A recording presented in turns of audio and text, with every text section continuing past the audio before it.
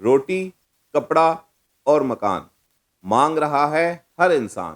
آپ کو لگ رہا ہوگا کہ یہ ایک سیاسی جماعت کا سیاسی نعرہ ہے، ایسا ہرگز نہیں ہے، بلکہ دنیا میں سیاسی جماعتوں اور لفظ سیاست کے وجود میں آنے سے بھی بہت پہلے یہ تین چیزیں، روٹی، کپڑا اور مکان، انسان کی تین بنیادی ضروریات کے طور پہ طے ہو چکی تھی۔ ذرا امیجن کریں کہ انسان جب اس دنیا میں آیا تو سب سے پہلے تو اسے بھوک نے ستایا ہوگا، تو اس نے پھل کھا کے، پرندے یا جانور کا شکار کر کے اپنے پیٹ کی آگ کو بجھایا ہوگا۔ اس کے بعد اس کو تن ڈھانپنے کی فکر لاحق ہوئی تو اس نے درختوں کے پتوں سے، درختوں کی چھالوں سے، جانوروں کی کھالوں سے اپنے تن کو چھپایا ہوگا، ڈھانپا ہوگا۔ پھر اسے موسم کی سختی کا خیال آیا کہ اس سے کیسے نبرد آزما ہونا ہے، تو اس نے درختوں کی اوٹ میں، غاروں میں، غرض جہاں اسے پناہ ملی اس نے وہاں شیلٹر لیا تاکہ وہ سروائیو کر سکے، وہاں اس نے رہائش اختیار کی۔ یہ جو تیسری چیز ہے، یہ آگے چل کے آج کے ماڈرن ڈے ریل اسٹیٹ کی بنیاد بنی۔ میرا نام مجیب عباسی ہے اور اب تک آپ یقیناً جان چکے ہوں گے کہ میرا تعلق ریل اسٹیٹ کے شعبے سے۔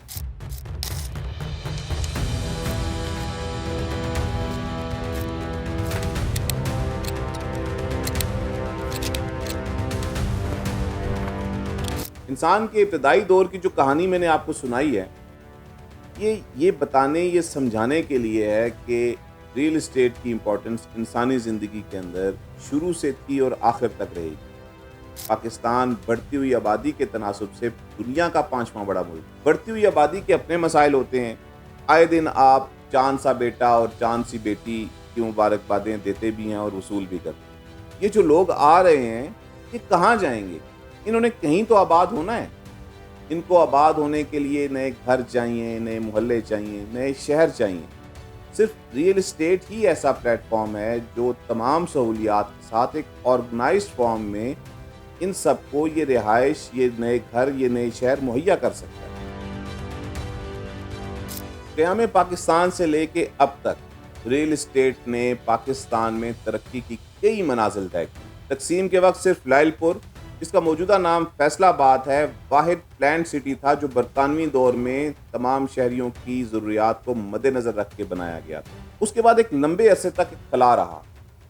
ایوب دور میں جب خطہ پوٹوہار کے ایک حصے کو دارالحکومت کے لیے منتخب کیا گیا تو ایک یونانی آرکیٹیکٹ کی خدمات لی گئیں جس نے اس شہر کا ماسٹر پلان ترتیب دیا اور اسلام آباد کے نام سے ایک نیا خوبصورت شہر وجود میں آیا جو دنیا بھر میں تعمیر اور خوبصورتی کے لحاظ سے اپنی ہی ایک مثال ہے۔ شروعات میں تو ریل اسٹیٹ کا اکلوتا مقصد لوگوں کی آباد کاری تھا اور اس میں کوئی شک نہیں کہ اس کا بنیادی مقصد تو یہی ہے، لیکن وقت کے ساتھ ساتھ ہر شعبے میں تبدیلی آتی رہتی ہے، تو ریل اسٹیٹ بھی ایوولوشن کے ایک پروسیس سے گزرا۔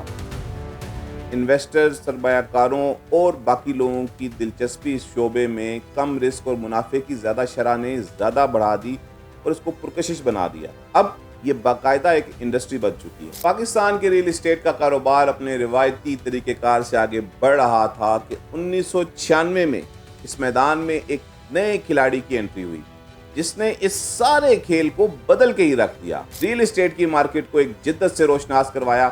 اگر میں ایگزیجریٹ نہیں کر رہا تو میرے خیال سے اس نے ایک انقلاب برپا کر دیا۔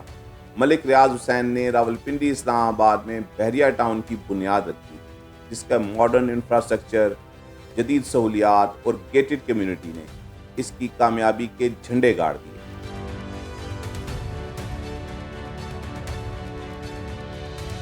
اگرچہ ملک ریاض حسین شروع سے اب تک ایک متنازع شخصیت رہے ہیں، لیکن ہمارے پاس پاکستان میں انفرادی حیثیت میں اور کوئی مثال موجود نہیں ہے، کوئی کیس سٹڈی نہیں ہے جس کا حوالہ دیا جا سکے۔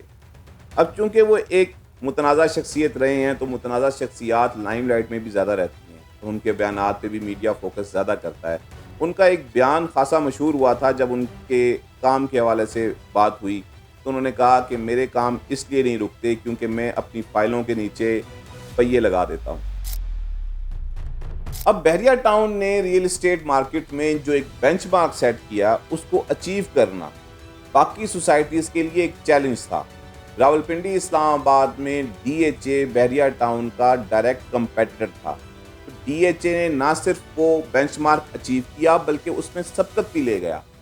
اس میں اس کا ماڈرن انفراسٹرکچر، گیٹڈ کمیونٹی اور باقی فیچرز تو وجہ تھے اس کی کامیابی کی، لیکن اس کے ساتھ ساتھ ڈی ایچ اے کے ساتھ جڑا افواج پاکستان کا نام بھی اس کی کامیابی کی ایک بڑی وجہ تھی. ریل اسٹیٹ میں امینٹیز کی تو اہمیت ہے، لیکن اب گیم اس سے آگے کی ہو چکی ہے.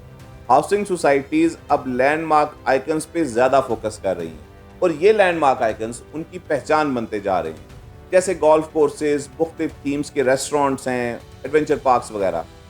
حالیہ مثال ہمارے پاس اسلام آباد میں پارک ویو سٹی میں بنایا جانے والا ڈانسنگ فاؤنٹین ہے، جس نے بہت زیادہ ہائپ کریٹ کی ہے.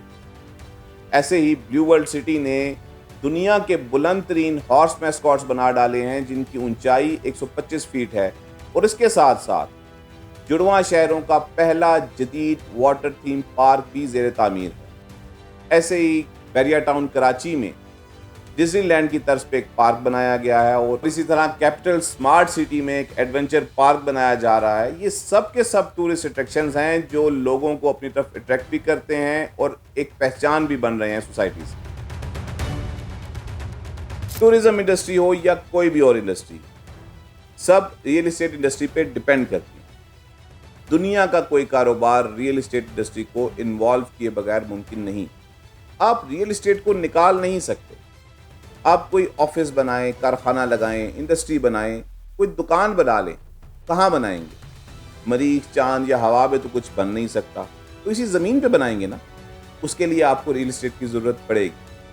تو دنیا کا کوئی کاروبار ریئل اسٹیٹ کو انوالو کیے بغیر ممکن نہیں. کوئی ملازمت، کوئی کام بھی ممکن نہیں. آپ ریئل اسٹیٹ سے پیچھا نہیں چھڑا سکتے.